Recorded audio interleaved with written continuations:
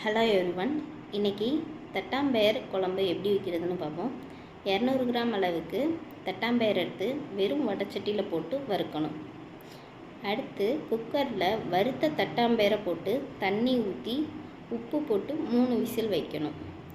அப்புறம் வடைச்சட்டி வச்சு நல்லெண்ணெய் ஊற்றி எண்ணெய் ஹீட் ஆகவும் கடுகு, உளுந்து, வெந்தயம், கருவேப்பிலை போட்டு பொரியவும் சின்ன வெங்காயம், தக்காளி, முருங்கைக்காய், கத்திரிக்காய் தேவையான அளவு உப்பு போட்டுக்கோங்க.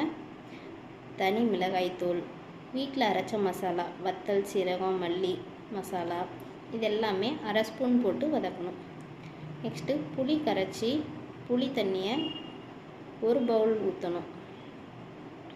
அடுத்து குக்கரில் விசில் போனதும் நம்ம ரெடி பண்ண கிரேவியை தட்டாம்பயிரோட குக்கரில் போட்டு 2 விசில் வச்சு எடுத்தால் டேஸ்டான தட்டாம்பயிர் குழம்பு ரெடி. தேங்க்யூ.